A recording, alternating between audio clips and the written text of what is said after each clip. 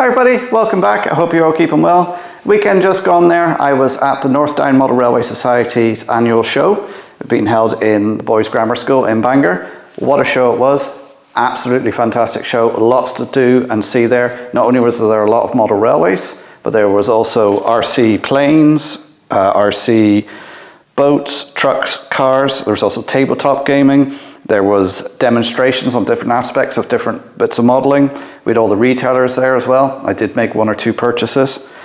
So a big thank you to North Down Model Railway Society for having me out and letting me film, and a big thank you to Ellen, who was the exhibition manager. She's done a fantastic job this year. There's a little interview with her in there as well, so you can get to see her. Also a big thank you to the exhibitors as well for allowing me to film and also giving me some interviews to give more information about their hobbies and layouts. So it's a bit of a long video this, I think it's about 1 hour 40 so far. So you definitely need to get yourself a cuppa, a few biscuits, sit back, relax and enjoy the North Down Model Railway Society 2024. And don't forget to give me the thumbs up and subscribe. So I'm here with the Ulster Model Railway Club. We're looking at Lisburn, and Tom's going to tell us a little bit about the layout. This is a layout that we started in the club about 12 or 13 years ago as a replacement for a previous layout.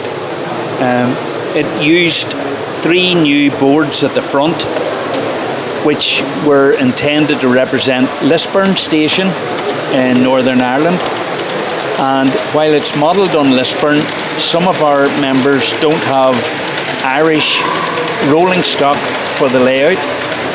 So we run it as Silburn whenever they're running UK models. Most of the features that you see are from the original Lisburn area. We have shortened things a bit in places and brought things closer than they would otherwise be, but generally these are most of the things you would see round and about Lisburn. Members bring their own rolling stock and run it. The club doesn't own any rolling stock of its own, so the members really are the ones who provide the bits and pieces. We just build the layouts.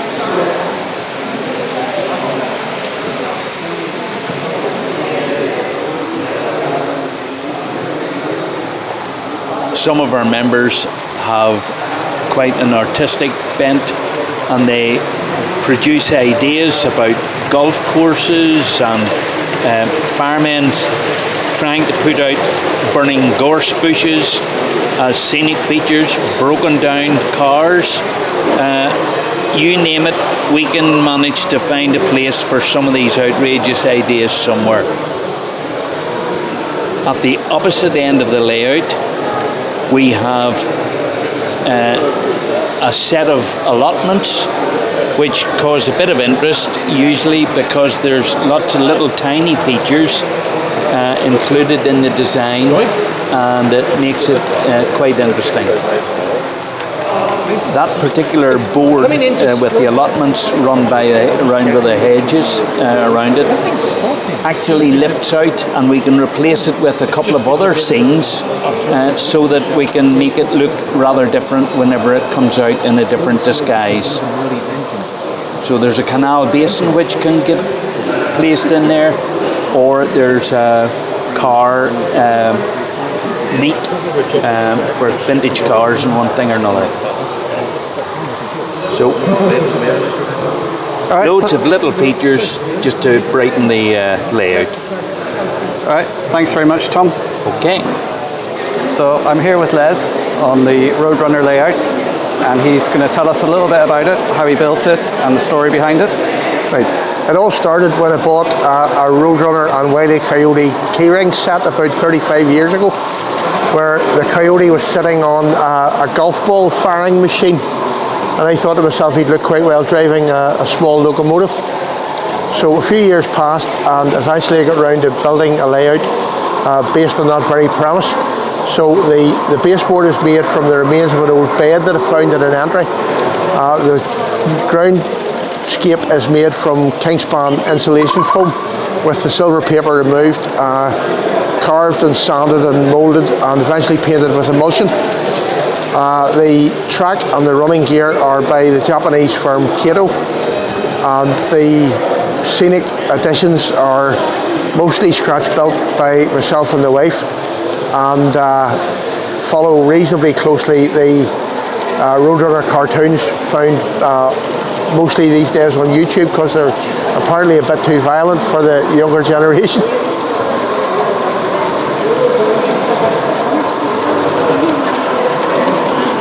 So how long did it take you to build it?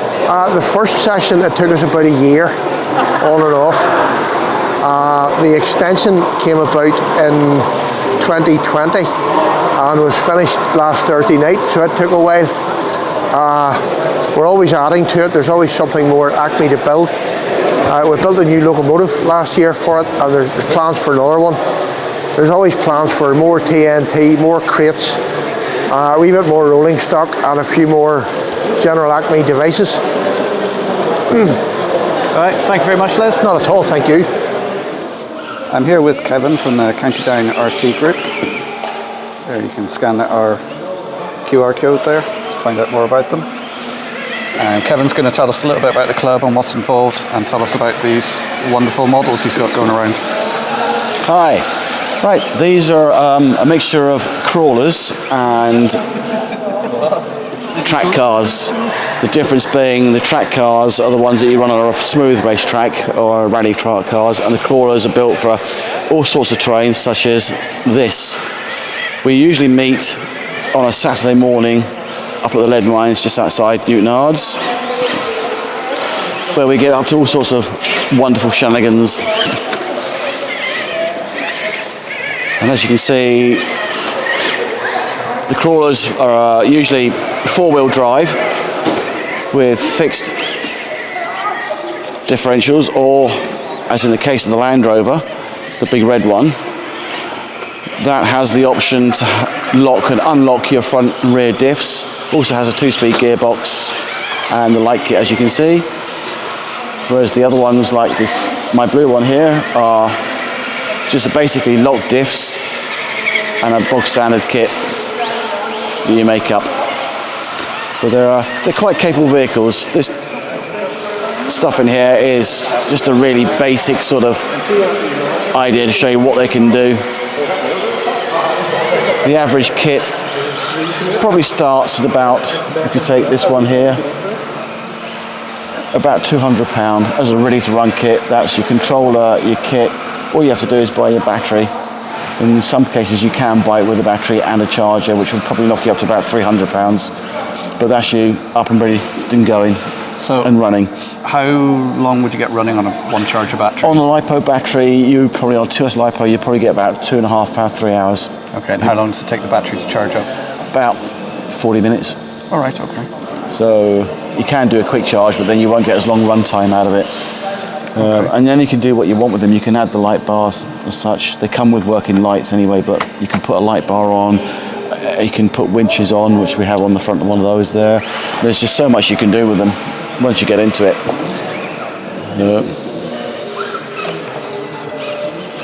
And as I say, the track cars themselves there, Rory's the man to speak to on those. He's the expert, which he will deny, but he has more knowledge than the rest of us on those. I mean, they have full working independent suspension, which I'll show you when it comes round.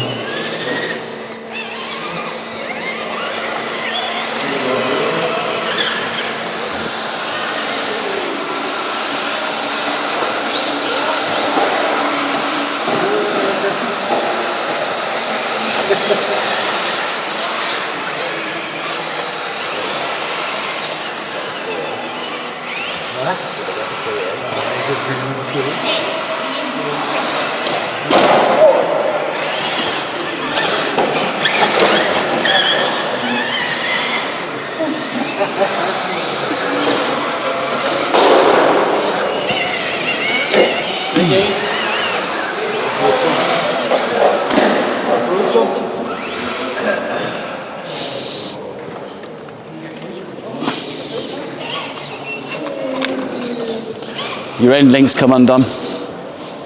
TM links in that, they're pin the backside.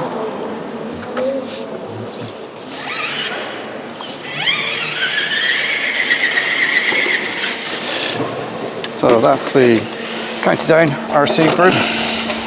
There's details of their Facebook page, QR code, you can scan that, find out more about them. I'm here with Oliver.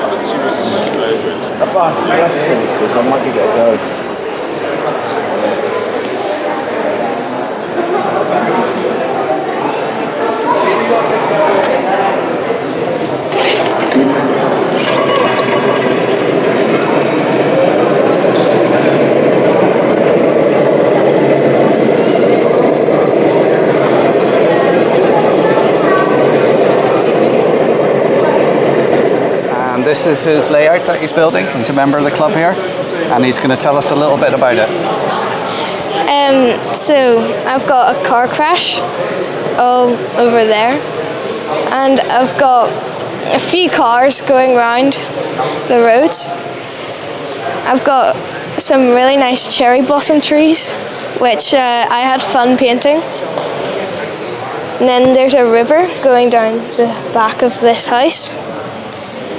Then you've got the town over here with the factory in the middle and the station. So I really enjoy modelling. It's a good hobby to get into. So I understand it's you and your sister have built this together? Yeah? Yeah. And you've done all the scenic with some friends and everything? Yeah. And you've done it. How long do you think it's taken you to do this so far?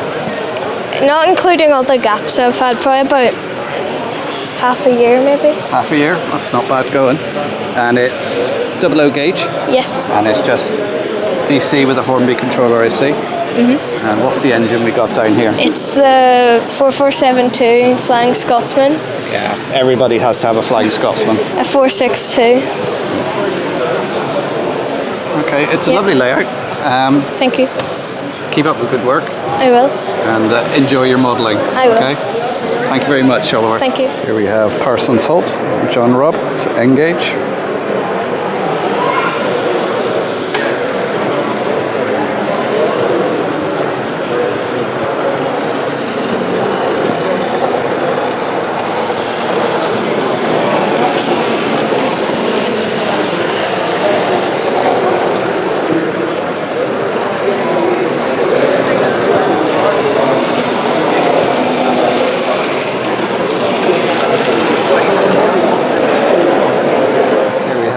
Hill by Ron Crangle from First Bangor. It's 00 gauge.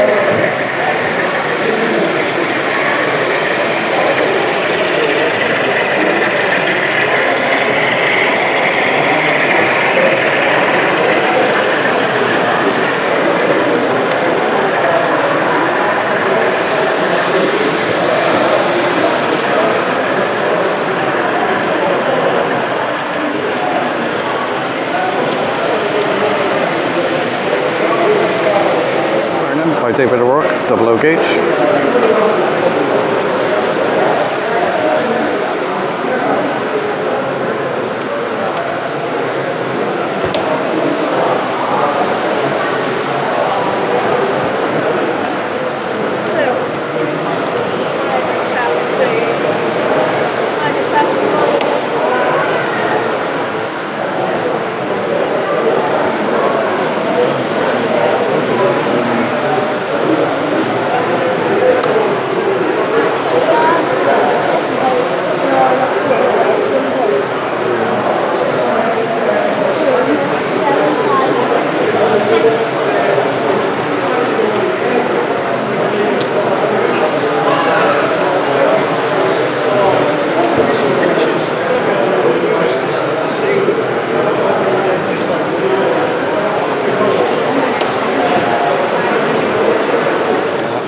with Steve now from Exploding Dice Tabletop Gaming, and he's going to tell us a bit about the different games that we have on display here.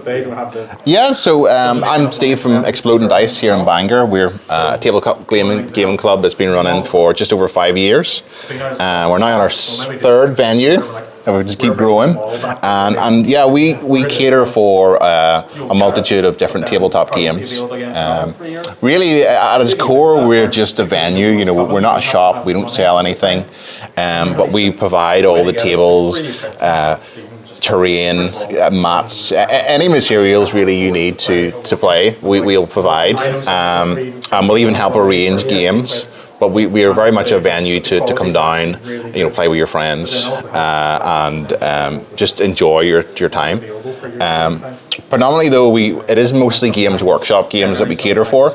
It's just, I think it's the power of advertising. You know, they've got the most amount of, the highest media budget probably of any gaming company at the minute. So we've got Warhammer 40k. We got Blood Bowl, Kill Team, Warcry, and Lord of the Rings, Middle Earth would be our main tabletop games. We've also got some D&D groups in, and people playing small, more independent systems. But as long as we have a group of people that want to play a system, you know, we will get people what they need to be able to play. Okay. For people who aren't familiar with tabletop games, could you just explain how you play a tabletop game? Just a brief overview. Yes, so they all play very similarly. They're also very vastly different, but at its core, there's the same. You'll have your models, which broken down into different phases, but it's generally you'll move a model. Then you'll select a model to shoot or use a ranged weapon, and then your opponent will then try and save that damage. So you know there's formulas you follow for how many shots you have and how do you damage. But essentially, you'll roll a dice a couple of times, hopefully get the results you need. Then your opponent will try and save that damage, and then you'll skip on to the next phase, which is generally close quarters combat, where it's basically you're fighting fists and swords and blades or whatever melee weapon you have. And again, it's rolling dice, and then your opponent trying to mitigate that damage through various means. But they're very tactical games. You know, it's not just about rolling over your opponent. You know, it's about using the terrain to your advantage. You know, and strategic ploys. So yeah, that's really the basics of it. Okay, all right. Thanks, Steve. Yeah, Thanks no for that. problem. Here we have County Durham Railway by Neil Jackson, 00 gauge.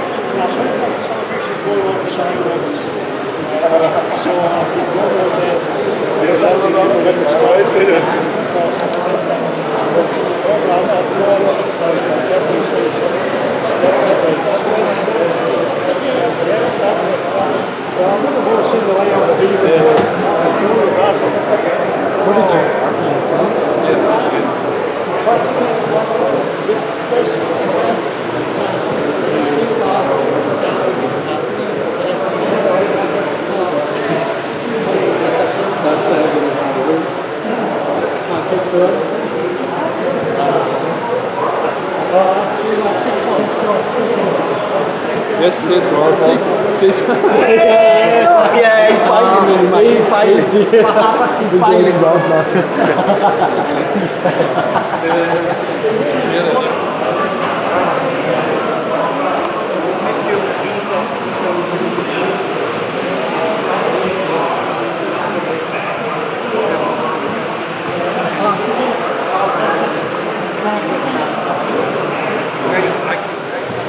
Here we have Ardmore. It's O gauge. He's running down by there if you want. MRSI. He's going to bring that loco up here, disengage that and put it down there, and then he'll take the whole lot back out. Okay. That's the break, it has to be at the back end.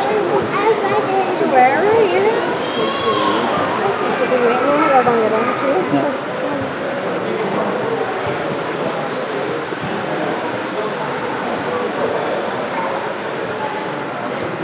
Your hoop, George.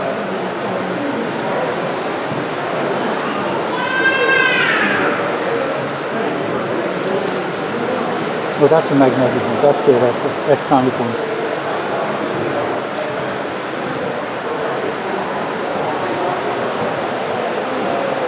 Pigeons. Now, Harry, you'll be on YouTube. Is that right? Yeah. Viewers? It's all going on YouTube. Was that one of the donated units, the coach? Yes. The wagon, yeah. Nice, isn't it? Yeah.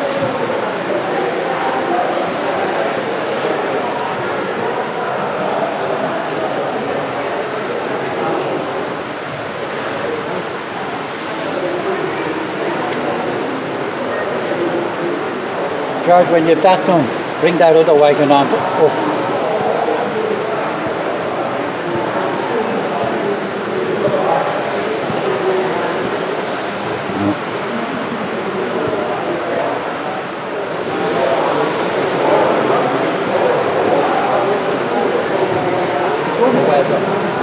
What's your price there?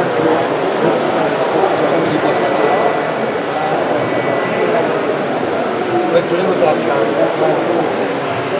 I'm fucking out there, you still the signal looks the wrong way. When that goes on Facebook, they're going to say, Harry Lewis put it up the wrong way. And you will too.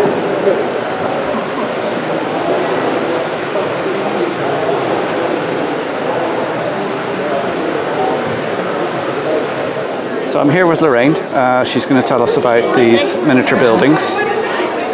So over to you, Lorraine, if you want to tell us about Okay. what we have here.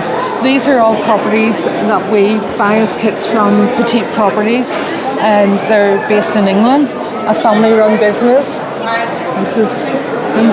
They do 24 scale, 48 scale, 76 scale, lots of railway models. They come as like this as a kit here, and then we build them. This is one that is built up but not decorated, and then we decorate, furnish, and landscape everything. This one here is their latest, Cobblestone Snicket. They're now releasing another 76 scale, and it's Port Perrin. So they do other scales as well. They You see do. they have these larger scales up here. So these are 1 to 48. Yeah, this one here was a special commissioned one, the Irish pub. That I wanted it a lot wider than what the original was. There are some fantastic details in these. And you've built all these yourself, have you? Yes, myself and Anne, we do these. And we're part of DAME, which is Dolls and Miniature Enthusiasts Northern Ireland. We are a club that has just celebrated its 35th birthday, and we organise charity shows. So far we've raised over £55,000 for local charities. Really? Wow, that's impressive. Yeah, some fantastic models here. It's a lot of lovely detail. Thank you. And we use silk and cotton for most of the detail on them.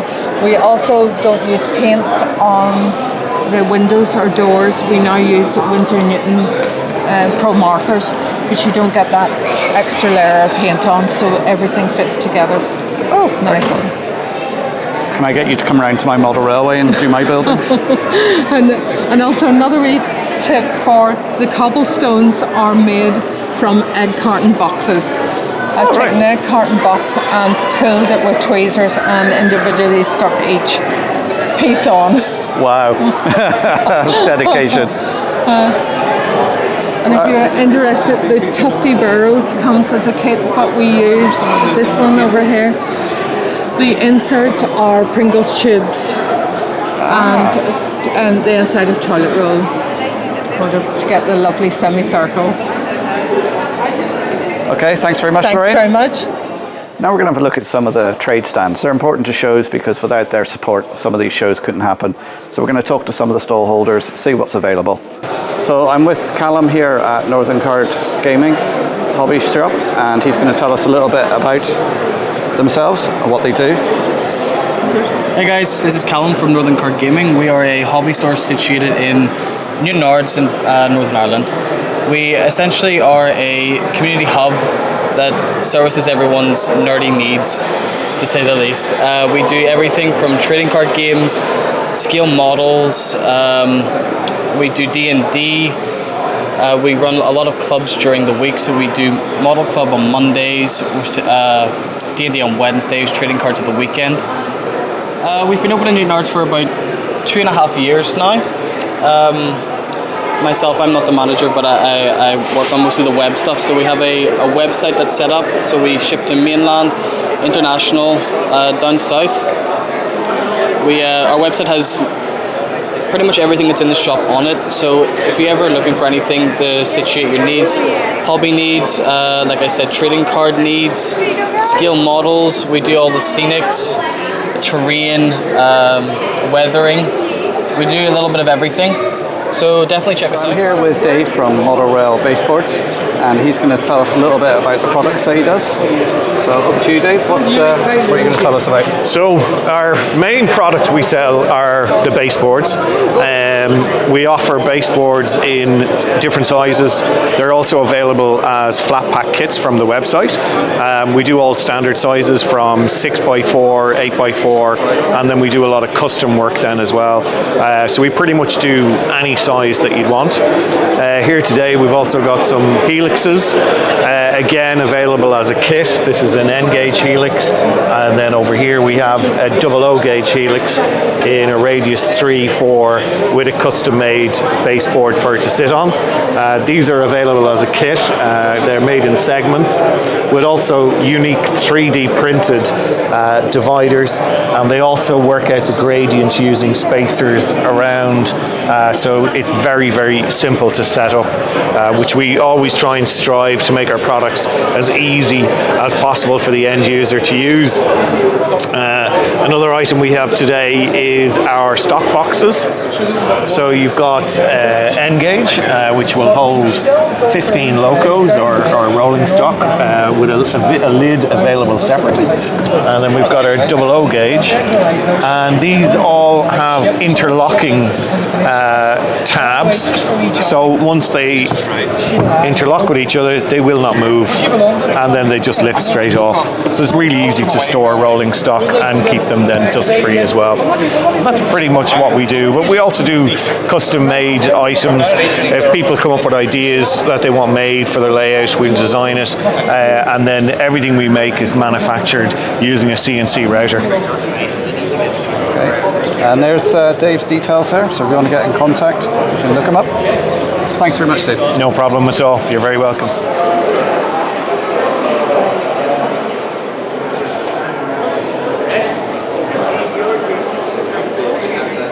Thank you so much.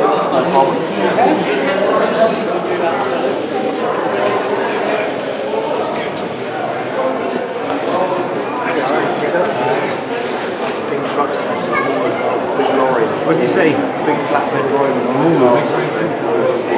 This is Irish Retro Transport, details there on the card. And they do a range of mugs, all sorts of posters, that you can see here, all available on their website.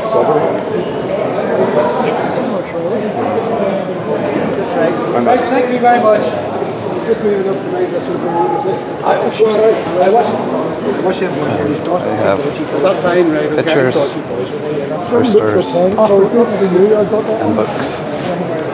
So do look them up. This is Ian Houstonstand, die-cast models. You can catch him at this show next. And this is the sort of stuff he has. So if you see anything here that you want, you can catch up with him at the next show.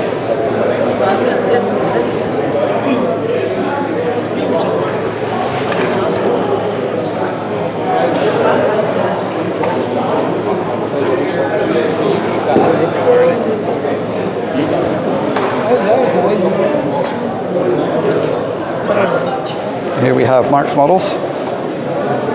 I'll just give you a little tour around, show you what they have here.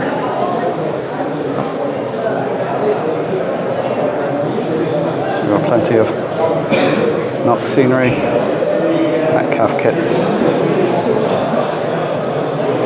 ratio kits, all scenic details. Some Oxford diecast. And various models. Hornby, some Murphy's models, Irish Railways models. Knock figures.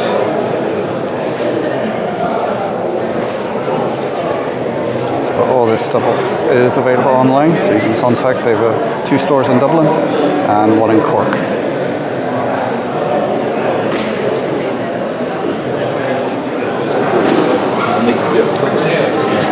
So I'm with Peter here from PS Models, and he's going to tell us a little bit about it and what he's doing here. Yeah, so I am working on a couple of Mark II ferrets for a customer of mine. So they're all 3D printed, and then you have your turret that slides in. So they're from a customer or from a company called Butler's Printed Models. So they're all 3D printed, and there's no work to them. Really, you just need to paint them, and away you go. So say that's one I have started painting, so that's the first coat on it, and then I'm working on this one here, and then I'll be working on that one. Okay, thanks very much, Peter.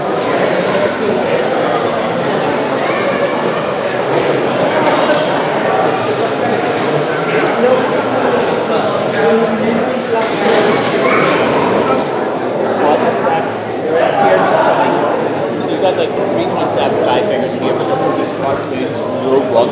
These are called vintage blacks, and then there's 4 packs and sets, and then the bigger black series, and then so a wee bit of everything in there. That's a cracker, Bill Burr, isn't it? He's brilliant. Have you seen some of his? Yeah. You know he does.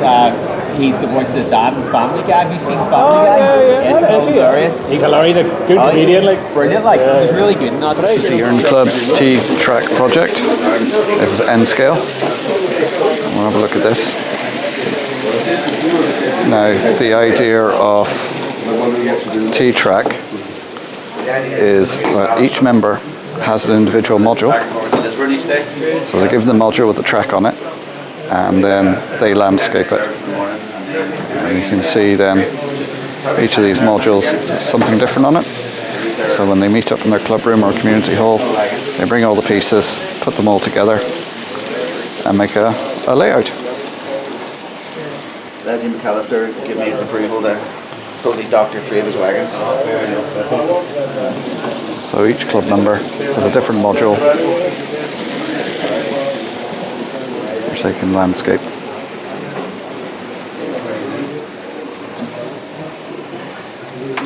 The Polo Micro has 4 foot by 2 foot sections. Yeah.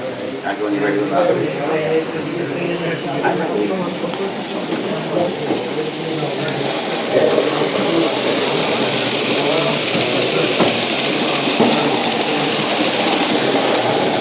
Here we have T-Track, Mike O'Connor. This is N-Gauge.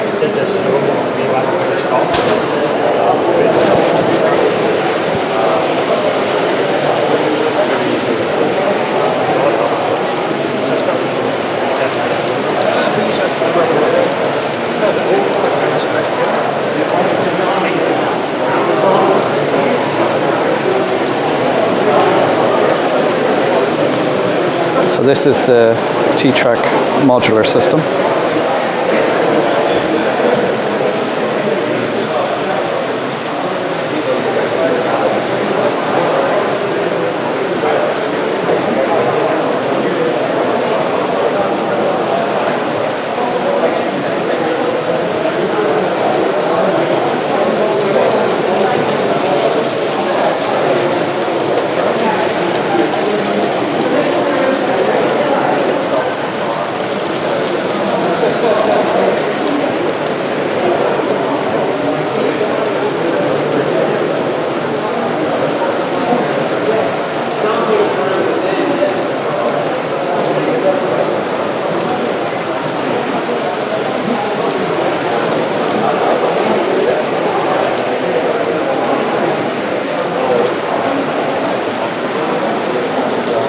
So this is Scout Stay Out.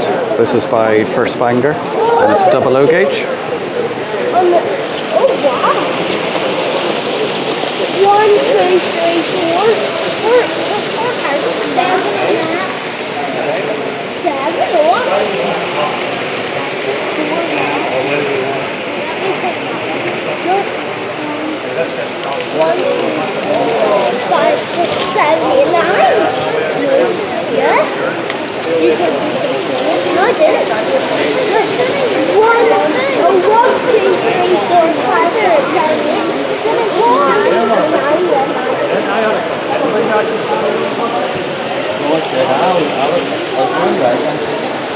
And here's all the scouts on their day out. Couldn't be any worse than last year. I got blank ones last year.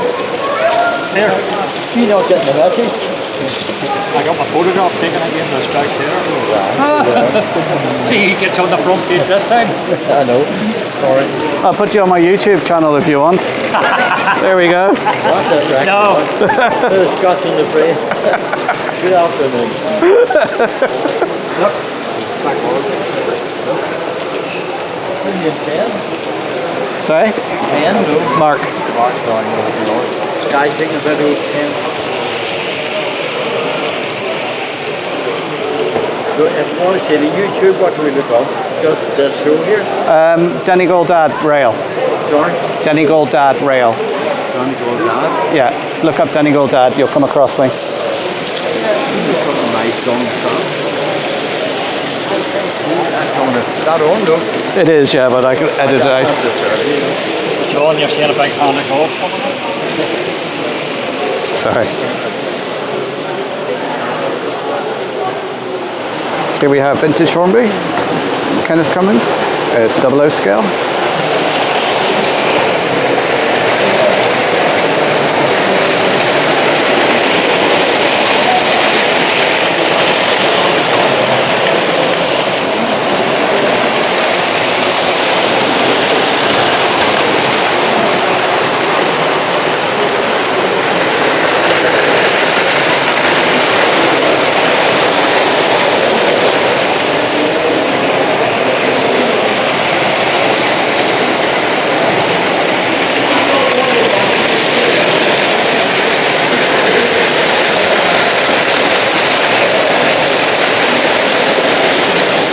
Here we have Skyesville, Charlie's, Robert Kringle. This is Engage.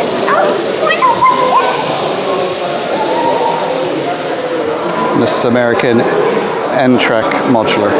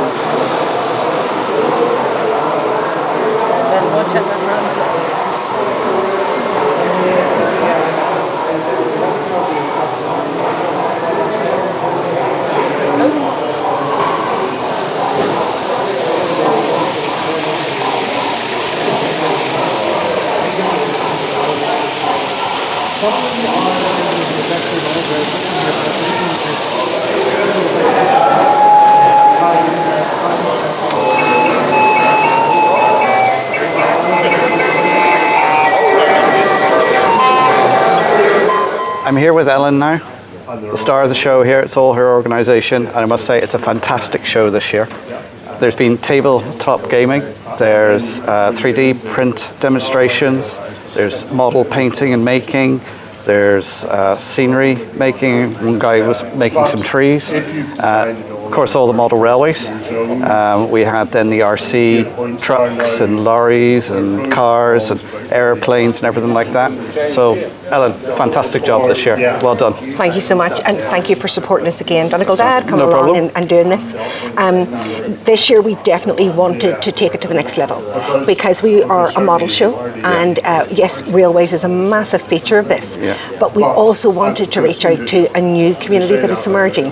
So people who are engaged in tabletop role-playing, Warhammer, all types of vehicles, both the planes and the cars and the trucks. And I think we've managed to do that because, as you've just mentioned, we've had probably 20 to 30% increase in attendance from those types of exhibitors, displays and demos. Those that have interactive displays that are helping teach practical skills like the scenic work, etc. That's been really successful. And what I think I've noticed is families are coming along and they're enjoying the layouts and they're looking at the displays, but they're getting involved. Yes. And which means they're staying for longer. Yeah. So for me, that's a mark of success. Yeah. If you're coming in and you're paying for a family ticket, you really want a day out. Yeah. And that's been our top priority. Yeah. So for us, it's about increasing our foot traffic, which by virtue increases our revenues. This is our main fundraiser for the whole year, so it supports everything we do, attending Earn and Dublin and Ulster and all the rest of the shows. But for also, it's around getting new members. Yeah. So once we've got people through the door, we have an opportunity to have a chat and see if they're interested in joining as a full member, associate member, or a junior member. Yeah. And for me particularly, the junior membership has been a big focus, because what we'd like to do is get enough scale of junior members that we can have a dedicated evening for them. Yeah, that's So very important. It really is, and I think we're trying to blend our neurotypical and our neurodiverse junior members to create a community. So they've all got one thing in common: they all love trains. Yeah. And when you've got that core anchor focal point together, you really then have friendships blooming and content together, and they dialogue and they support each other both in the club environment and outside of the club environment. So that's been a really successful venture through the course of this year, where we are now at 6 or 7 members who are coming on a Monday every other night. I think after this last 2 days, that's going to be double or treble going forward, which is amazing, because this is the next generation in this hobby. It is a fantastic show. I believe you're going to try and make it even bigger next year. I mean, it took me 2 full days to go around everything today, to talk to everyone and film everything. It's a fantastic show. There's so much here, more than just model railways. There's great modelling going on here. Well worth a visit. And do we have dates for next year? We do indeed, 12th and 13th of April. So it's that week before Easter again. Put that in your calendar, 12th and 13th of April next year. Come along to the show. Thanks very much, Ellen. Thank you so much. This is a European tramway by Michael Smith. It's HO gauge. And I've got Michael here with me, who's going to tell me a little bit about it. Okay, well, it was originally a bookshelf layout, which is why it's long and thin. And it was in 4 sections, in 4 bookshelves, which were the 4 seasons: spring, summer, autumn and winter. So I've kept that, and basically it's a bit like a holiday souvenir. It's a souvenir of going on holidays in Germany, in the Black Forest and Switzerland and places like that, and it's got hopefully the feel of that part of Europe about it. So the idea is that this is spring moving into summer, autumn, and then obviously winter down here. Down the far end, And it's also a lot of European cities they've kept their trams, and they're now part of a sort of a more sustainable way of living. And also the bicycles as well are a very big thing.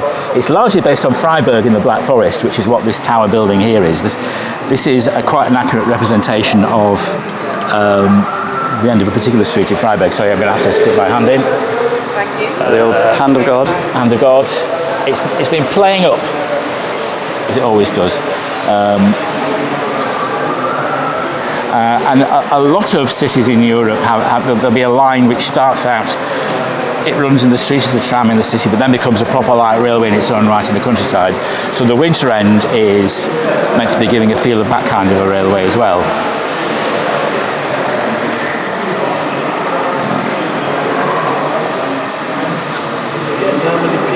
what should normally happen is that there's normally 3 trams running, and that they all follow each other around. Basically there are 4 block sections, and each tram moves into the next vacant block section, so there should always be something happening.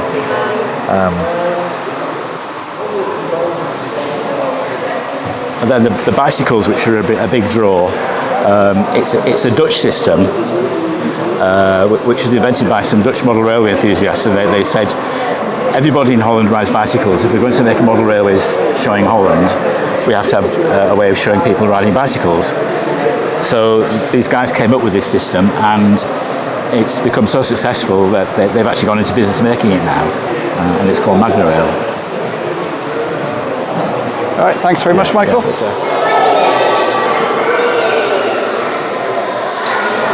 Next one up is a Fokker G9, which is a World War I biplane. Again, constructed of Delph foam, very lightweight, very sedate little flyer. Can be a little problematic on the throttle, just to get the throttle right for flying around. But when you do, basically all you do is use the rudder to fly this plane. It'll fly lovely in circles. There's a series of 3 or 4 of these planes come out, brought out by a company called Aries. They're not an introductory plane as such. They would be a second plane after you've mastered the little light vapor that we've seen with the lights on it and the Mylar and construction. But again, a lovely little plane, very scale-like in appearance. And again, most of these planes, because of their lightweight, are using lithium polymer batteries. Lithium polymer batteries are a revolution in the RC industry. They're a very energy-dense battery, providing good duration, but at a very light weight compared to others. Now something very different. This is a plane from Star Wars, a radon airplane. It's actually a quadcopter, which is 4 propellers. They're very small, and they're underneath the plane, so it's really a drone with a pilot added. And it's a very, very stable, nice to fly, and it can fly in your own living room. There he's away, right in the hole, in the bottom of the hole. And they're going very fast now. You pick up speed very well, very quickly. Now you slow down, you see how stable it is and how precise. And there's Greg's now flying what's called a twin-axis helicopter. It's got 2 rotors, one above the other. They cancel each other out. It means it doesn't need a tail rotor, which is what you normally have in a helicopter, the full size. But the the coaxial rotor, which is what that's called, is a very efficient way to make an aeroplane, a helicopter, very, very stable, a very tiny little thing, and yet it's very, very maneuverable, and will fly almost anywhere you would like. In both cases, these could be flown in your own living room. Much easier to fly and much nicer to fly somewhere bigger. But they are they're capable of flying in a very small space. They're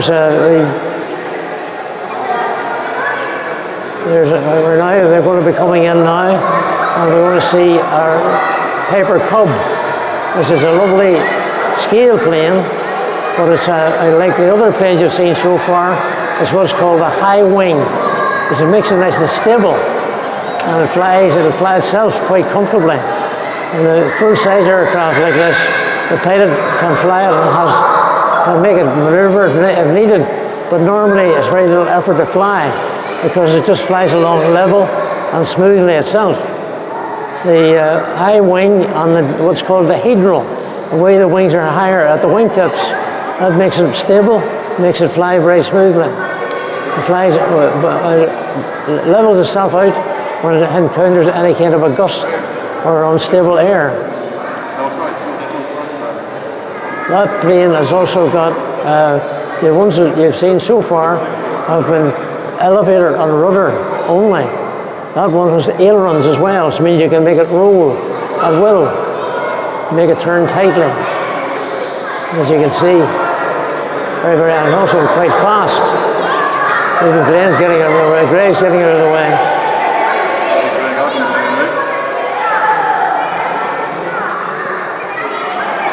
There you are, lovely scale aeroplane, back down it safely. Now we're getting the hoops up. We're going to be seeing a bit of very interesting flying, aerobatic flying, very precise. And we should be able to see whether these planes can manage to get through the hoops. It's literally go through the hoops and the archway.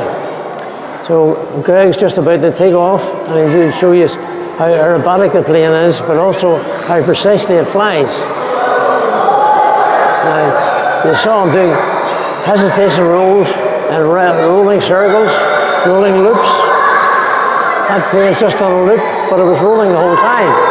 And then it's upside down. Magic.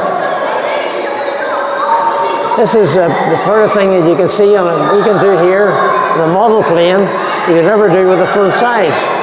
You're far too much inertia. I wouldn't be able to turn right, go through the hoop. There, well done. Come on, give them a clap. Now we're going to go through the hoop and do a wee victory roll. And then having another go, and Greg will go through the big hoop, square hoop.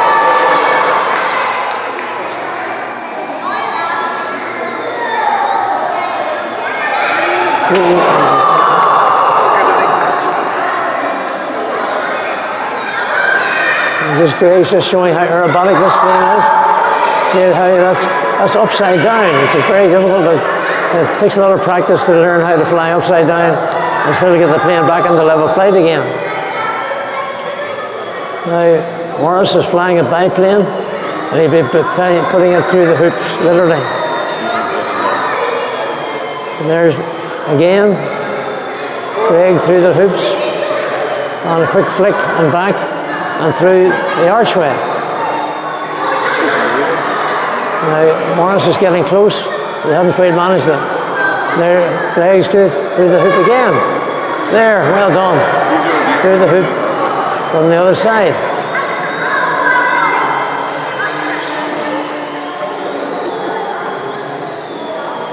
You see, they're both aerobatic, but in rather different ways. The biplane has an awful lot of wing area, and it's actually bigger and heavier than Greg's plane, but it's equally maneuverable.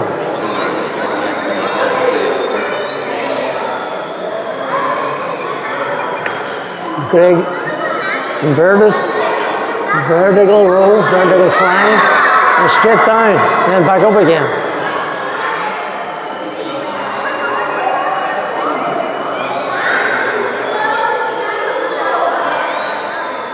Greg's been flying since he was much, much younger. And he was only in his early, before he was a teenager. And it really kind of shows because he's practicing all that time. And he can do this with larger airplanes outside. They're even more impressive. But the indoor planes are marvelous because they're so quick and so fast, and yet they're very, very light. Hardly any weight to them.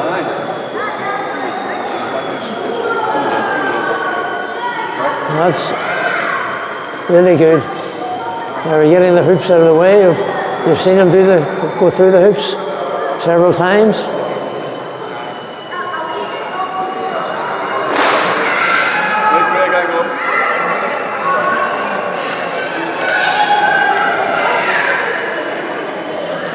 Now Greg's cruising around there quite comfortably, inverted, upside down. The plane, it takes a lot of skill to do that. So fluently and so precisely. Morris is now flying a Hawker Hunter, which is a jet fighter from the 60s, which is the best airplane at the time. Really, really lovely looking airplane, very, very smooth and symmetrical design. Quite a big airplane if you get up close to one of them. And very, very impressive. It was sold in an awful lot of countries to shows you how good it was. And it was Hawker, the same people who designed the Hurricane in World War II. Same company, but an entirely different design. The plane is powered by what's called a ducted fan. In the middle of the fuselage, there's a little duct. Inside that there's a fan, and that gives enough power to fly the plane. It's a very fast airplane, so he has to keep it nice and wide and open. He's flying it, keep the plane in the air. Now, what you've seen up to now, you've seen Greg fly airplanes which are called 3D. They can do airplane maneuvers in 3 dimensions. This one takes it a step further. It's an airplane that can fly in 4D. You'll see in a moment, once he gets the plane in the air, and he lets you see how it performs 3D, with all the rolls and very, very quick rolls and enormous big ailerons, wing surfaces. The control surfaces are very big and very powerful. Allow the plane to go any direction Greg wants to point it. But it can also then just fly around nice and smoothly. Now, there you are. 3D, this is 4D. Plane upside down and can go backwards.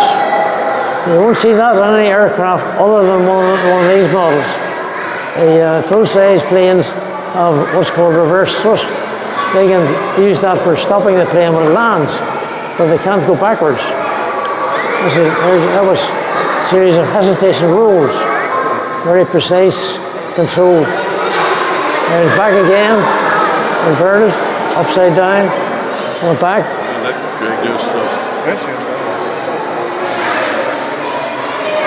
Right down, almost to the ground, then back and up.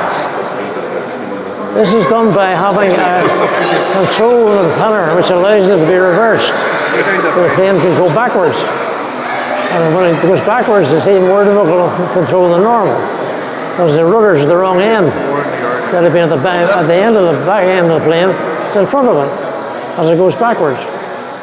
It takes a bit of practice to be able to fly that the way Greg does. Those are nice, slow rolls he's performing on knife edge flight. The plane's there's it again. Right down, back up again, and then out of the maneuver, back into level flight. He's never in level flight for very long. When you're practicing, you're learning to fly, you spend your time mostly in level flight because it's easier to do. But this, when you get to Greg's stage, you've been flying up for many years, and you can fly the plane almost anywhere. And there's it back down again safely. Now, something different.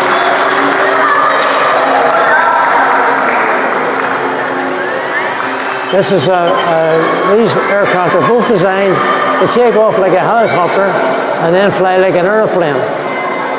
On the one that's flying around now in front of you, that's got the propellers turn around so they go up and open vertically. And they lift the plane straight up. It just flies like a helicopter. But the propellers can turn down horizontal and make it fly fast like an ordinary aircraft. The one in the air now is a twin-engine airliner design. And it's a very, very powerful plane. You can lift it straight up into the air. And it's a scale model of a full-size aircraft, which would be a marvelous plane to fly because they'd be able to fly from a helicopter pad and then take off. And once it's gained enough height, the wing tilts forward and allows the plane to go fly like a normal aircraft, which is much more efficient. Helicopters are marvelous things, but they take a lot of energy to fly, and they are not so efficient as winged aircraft when it comes to going any distance. There you see how once that's under control, this is back on the ground safely.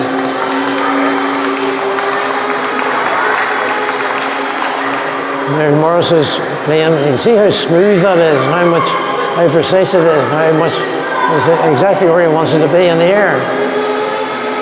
He's picking up speed and going a bit forward, but we can't really demonstrate this. It would be flying outside, it would fly at least 60 miles an hour, or probably far more.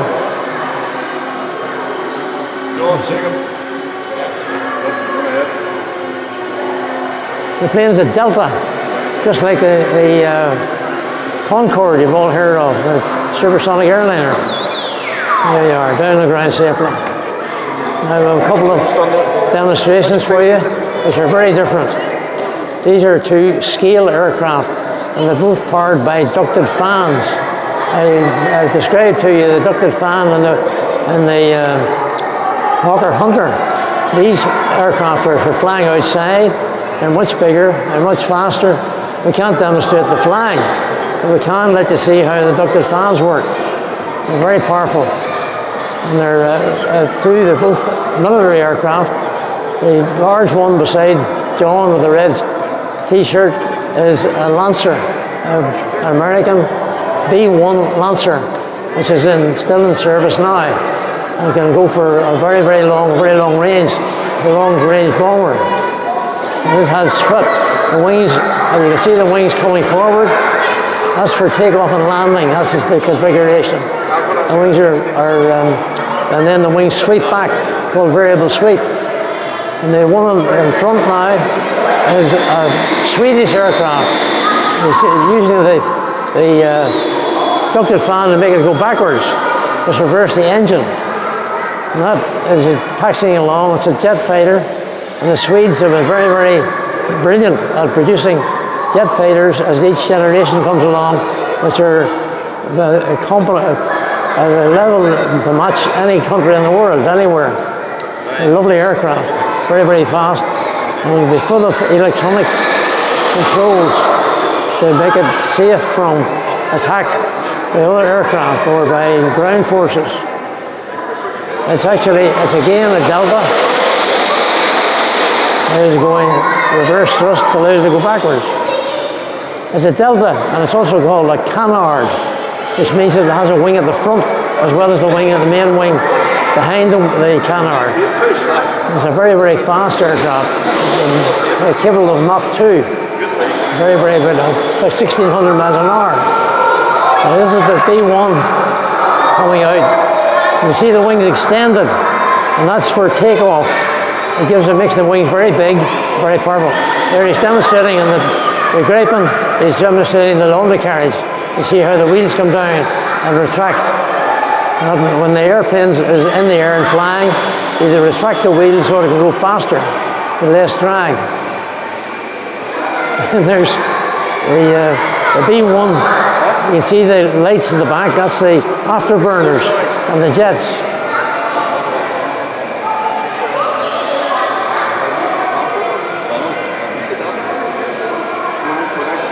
This is a plane that can fly thousands of miles when it's on a mission. These planes would fly from America to targets in Europe if they need to. They can quite easily go across the Atlantic and go thousands of miles to their target.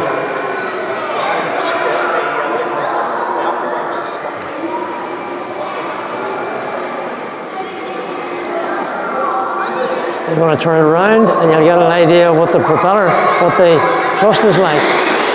You hear them going full blast.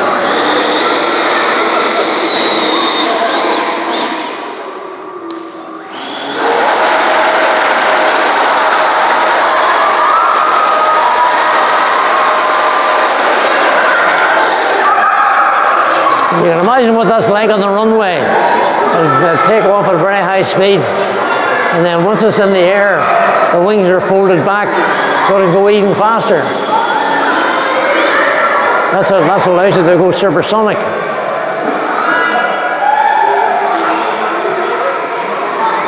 That's the swing wing, as that's called. It was originated by Barnes Wallis. He was the man who designed the bouncing bomb in World War II. It was used to destroy major dams in Germany. He designed he really foresaw the design of aircraft that are going to go, and he designed an aircraft with swing wings, and he swept back. And he built models at that time in the 60s to try this all out, see how the plane would go. Lindbergh.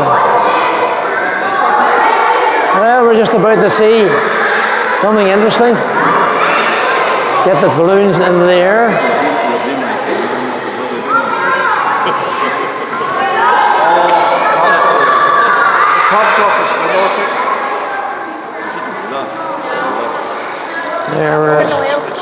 We're needing adjustments.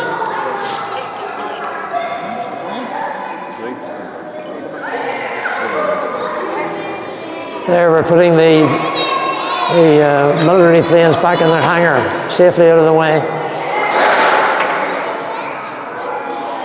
I've never seen that demonstration before of the B-1 going full blast. And obviously it was affecting everybody could understand how much air was going through. Now we're going to use this. There's the engine starting up.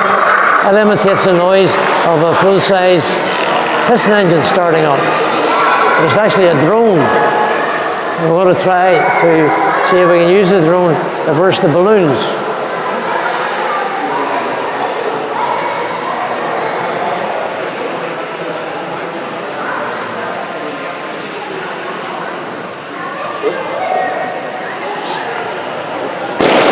Well done. Magic. Well done. Well, Mark, come on. Have another go. Boom. Super. You're still in the air, okay. Right, great.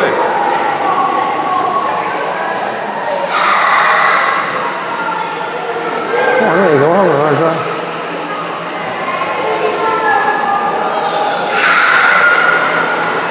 Not far enough, yes. Oh, another one.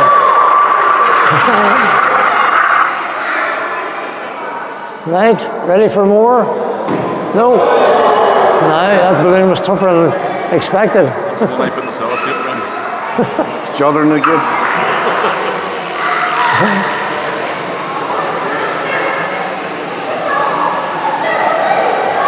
It's off the centre. It's probably off center, yeah. Knocked over easily. Oh, well done. Well done, Mark.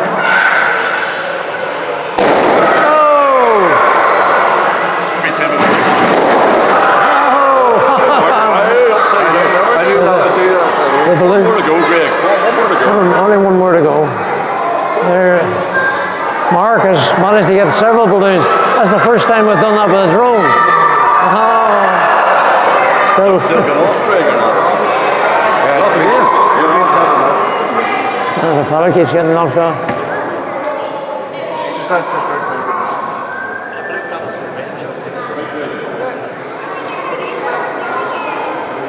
Now, come on, let's see what we can do here. Oh, no, unfortunately, it's a very tough balloon.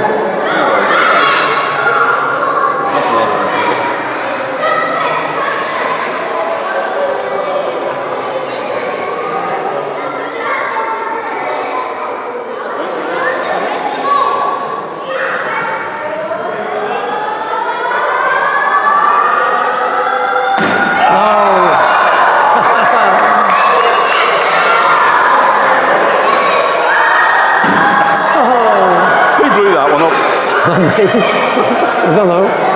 Not quite as big as the others. I think that's maybe what it is. They need to be, I was trying to get them as big as possible.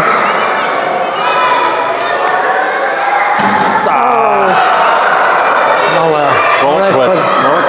All right. Well done, Glenn. We're doing our best. All but one.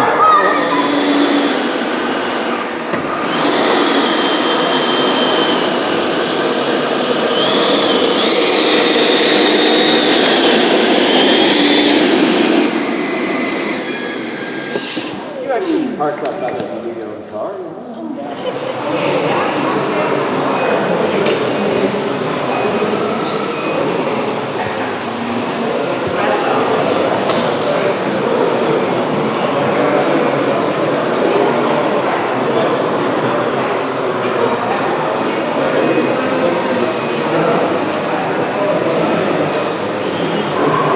So as you can see here at the show, we're having some live demonstrations on model making. Which is applicable to model railways, tabletop gaming, all sorts of hobbies.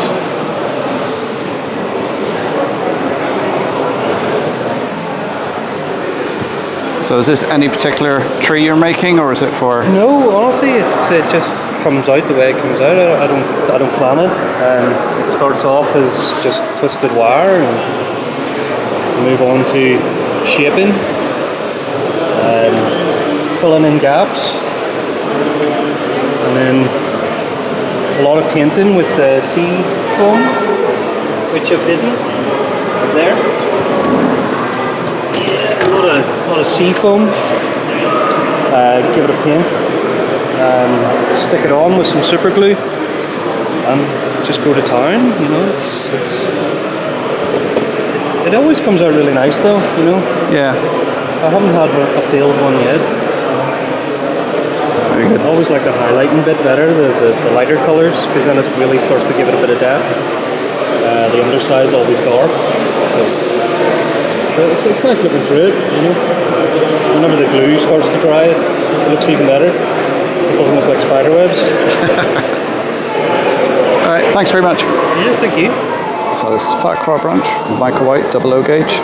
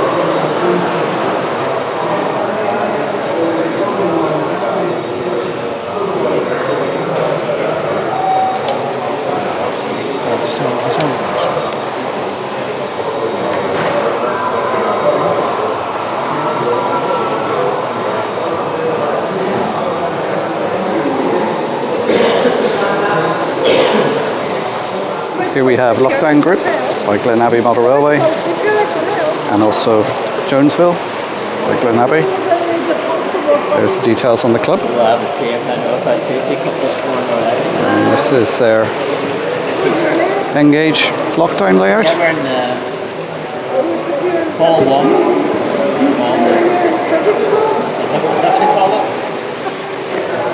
Stuff in between you two massive cables. Getting well to the time it comes out between us. Instead of you're much more better And we have Jonesville. Lots of lovely little detail in here.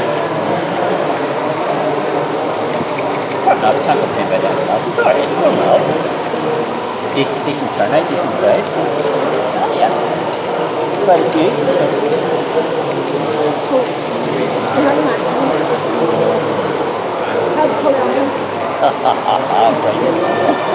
Should be paramedics, no, maybe we probably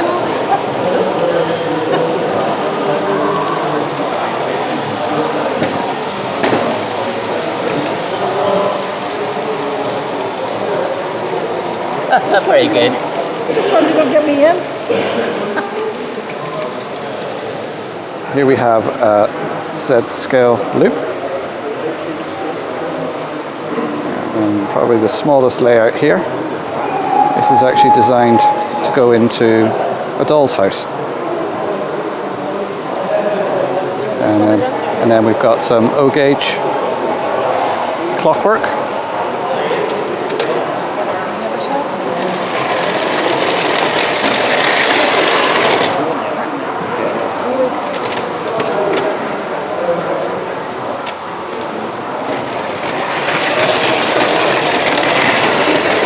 God, I can't keep up with that.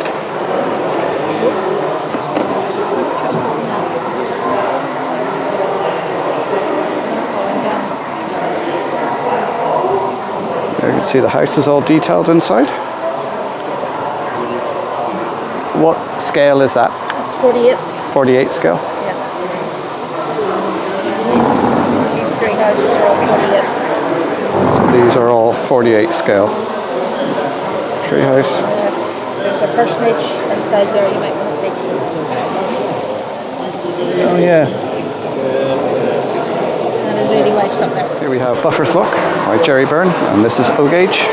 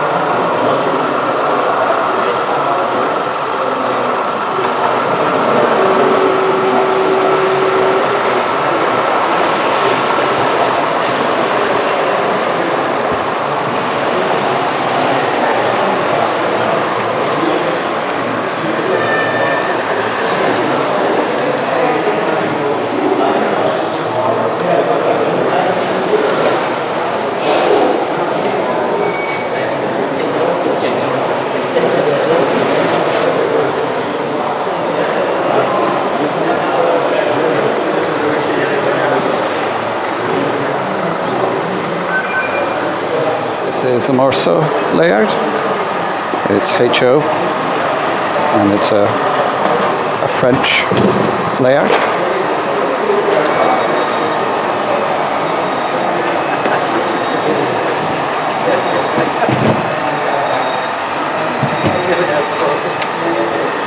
All my information sheets have gone.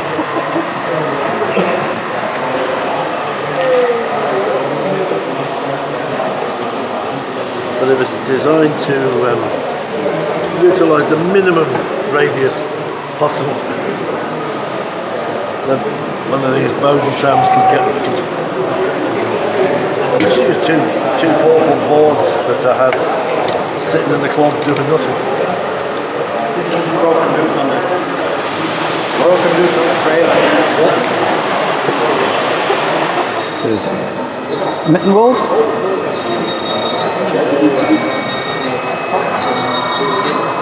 Moonshine you can buy.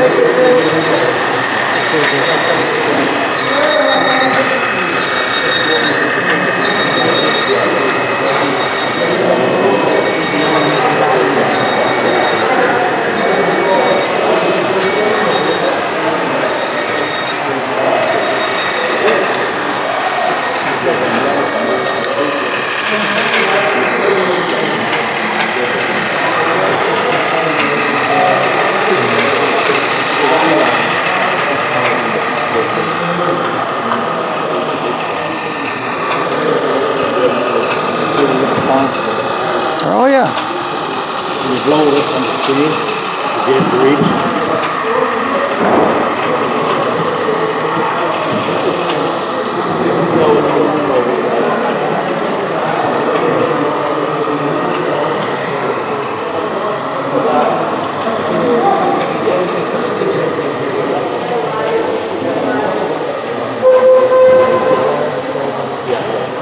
We have Lark by Brian King. This is Engage.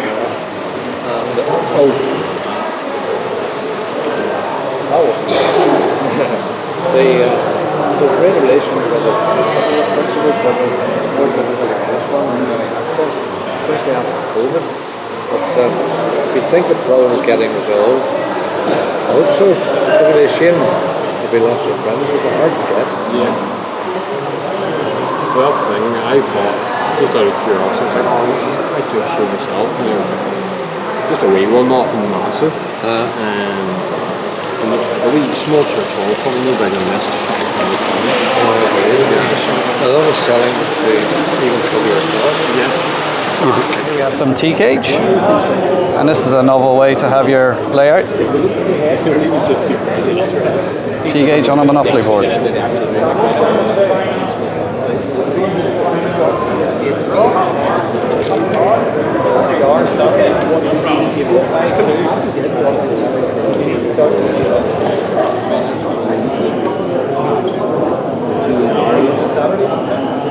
All the coaches.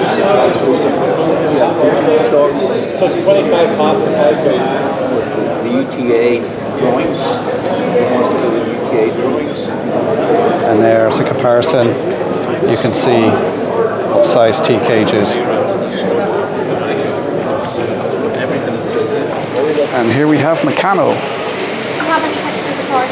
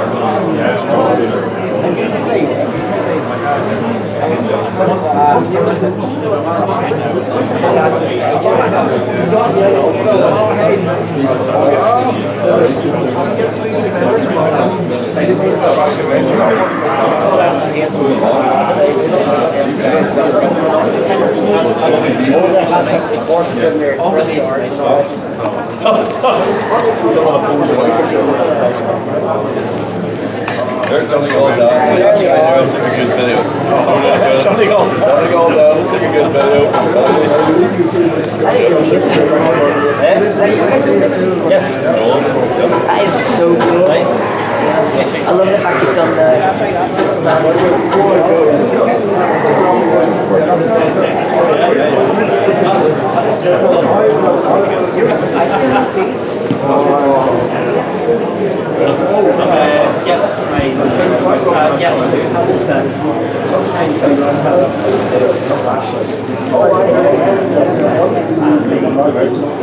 Here we have a small 00 gauge railway that fits in a wrapping paper box, and Richard here is going to tell us all about it. This is a microlay built to sit inside a wrapping paper box, just a little microlay with 2 lines running on a siding, working on a Merg shuttle system, and it's just fit to take 060s and 040s, loosely based on mid-60s Irish steam and diesel, and just nice and compact and easy to handle. And this is the first time I've had it out actually. I just finished it last week, so a few teething problems here and there with points and whatnot, but it's been a good day so far anyway. So it has, but yeah. Alright, thanks Richard. This is Brook Hall Mill, 00 gauge, and Patrick's going to tell us about it. So yes, this is a fictional location on the Antrim branch of the Great Northern, and the idea is that the Great Northern owned the mill and they produced the finest linen in Ireland, and various train services from all over the country came up and got various consignments and brought it to all over the country. So it's principally sort of 1940s to right through to the 1970s. So we run a range of stock. That's a Great Northern train there in the platform. That would have been a staff shuttle running between here and Lisburn. And then these are fictional linen vans, because the Great Northern didn't have anything like that. But these are standard GNR vans which I've put in a fictional livery and commissioned the decals for as well. But the idea too was to try and cram in as much of the typical GNR architecture as possible into a small space. So we have our polychromatic yellow, polychromatic red brick. Then we have the mill buildings, which are meant to represent the Dundalk Works, that kind of architecture. Then we have an oratory here, which makes use of the yellow brick design, which doesn't actually exist. I don't think there ever was a church building done in that design, but the idea is that it was provided for the mill workers. And then we also have the wooden shelter over there on the platform, which is familiar across the whole GNR network. And the signal cabin is also very familiar, as is the station master's house as well. They're all to the design of W.H. Mills, who was the GNR's first chief mechanical engineer. And it's an architectural style I've always had a big interest in, and I just wanted to try and get it all together in a small space. And that's it. Alright, thanks very much, Patrick. This is Linear Park Lane, Sam Snellen, 00 gauge. This is quite a nice layout here. It's got lots of tractors and diggers and excavators and all sorts on it. It's got a little engine at the top that shuttles backwards and forwards. And we have some real water. Tell me this, do you like cats?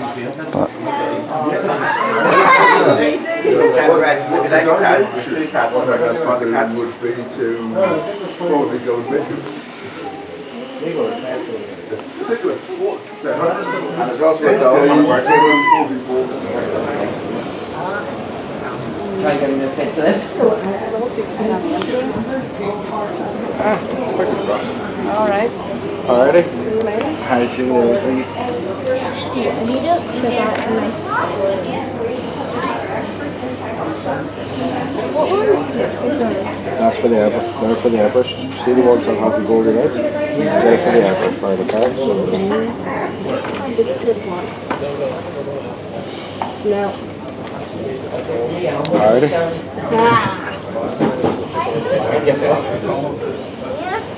Yes. Why so many? What? The whole time that we were doing the same thing. How we go in there? Yes.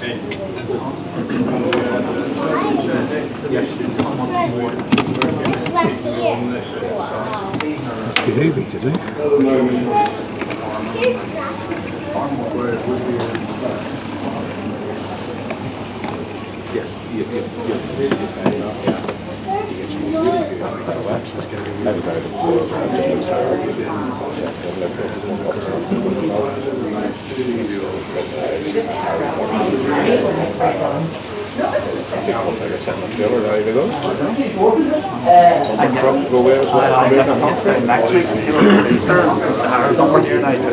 Here we have Thorny Hill Farm by Paul Savage, HO scale.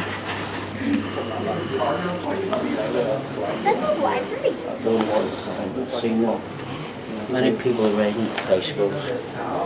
This is very clear. You see anyone riding a bicycle? I don't see it.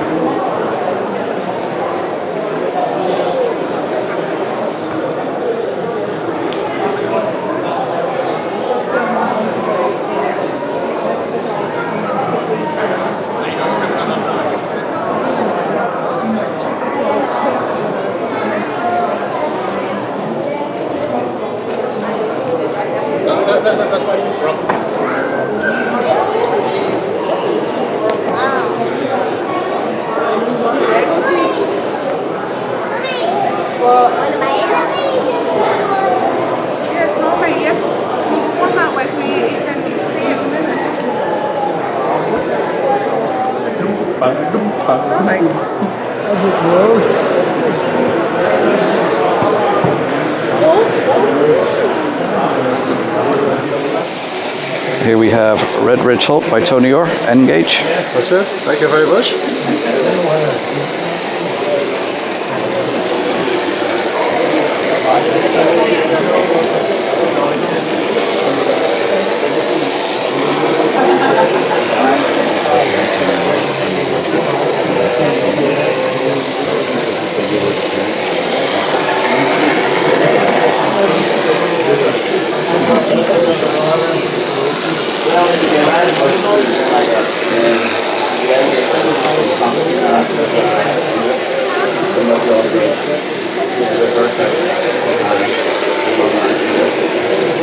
This is the Merrick stand. And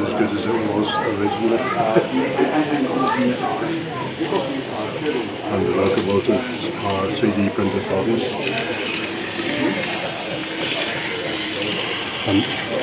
And Hannah Gordon looking at shed doors. The table folder. And the drivers here. So, I'll do that again.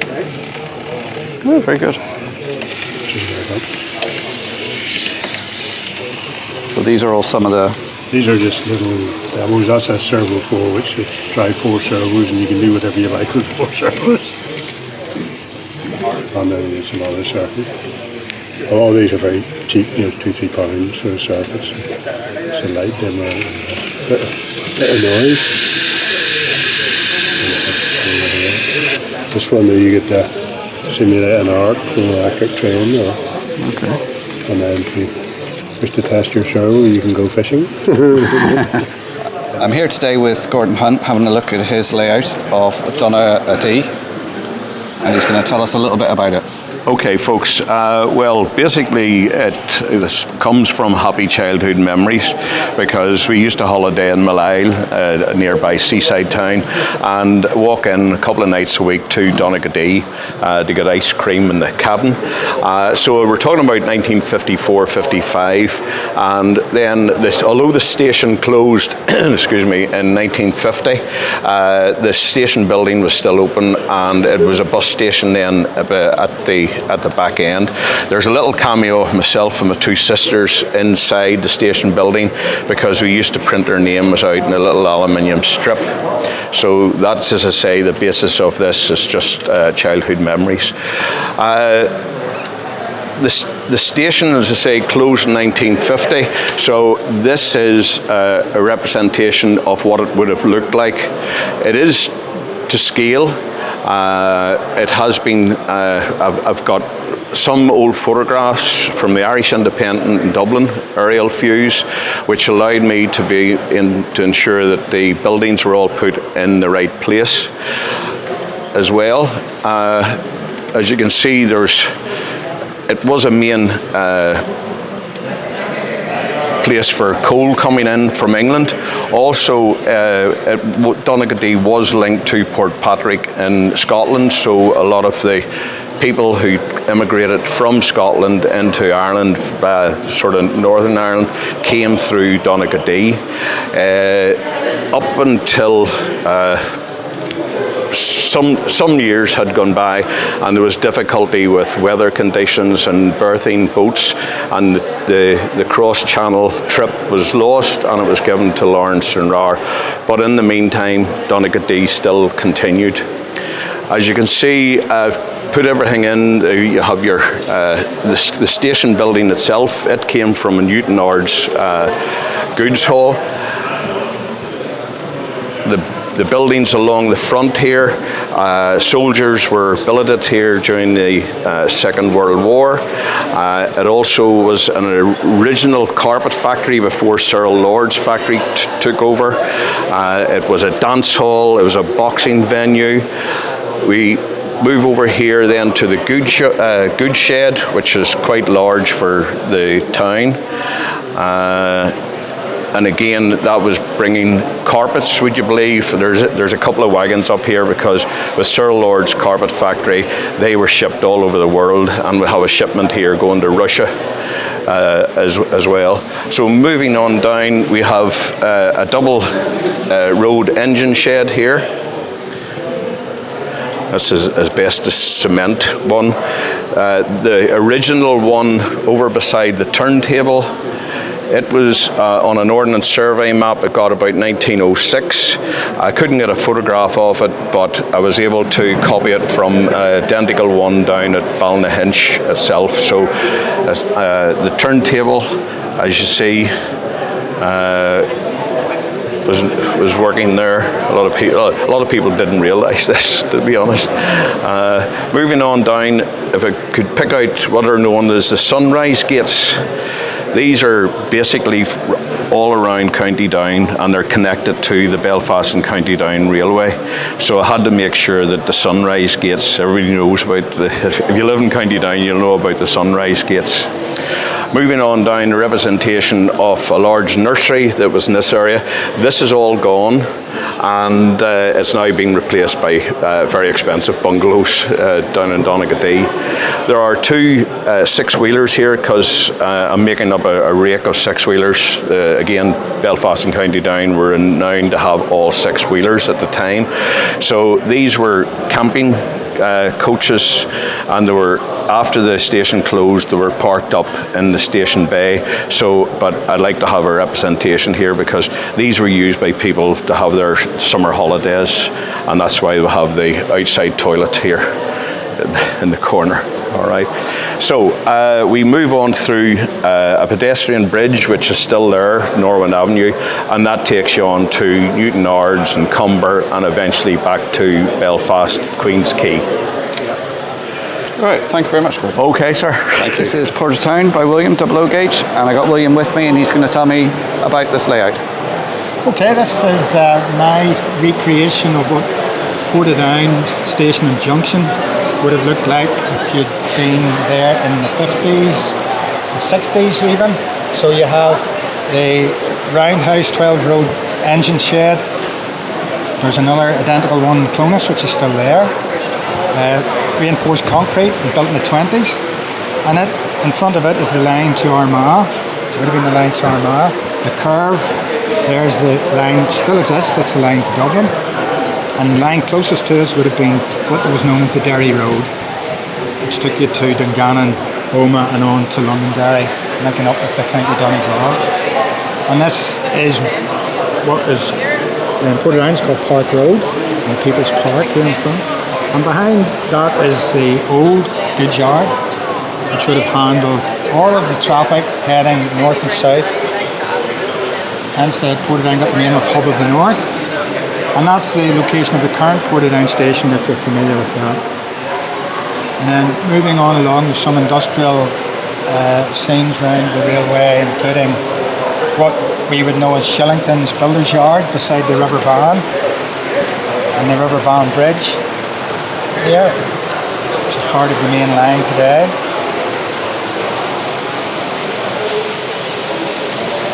And then we come to the old Watson Street station, which was demolished in the early 70s to make way for the main road into Portadown.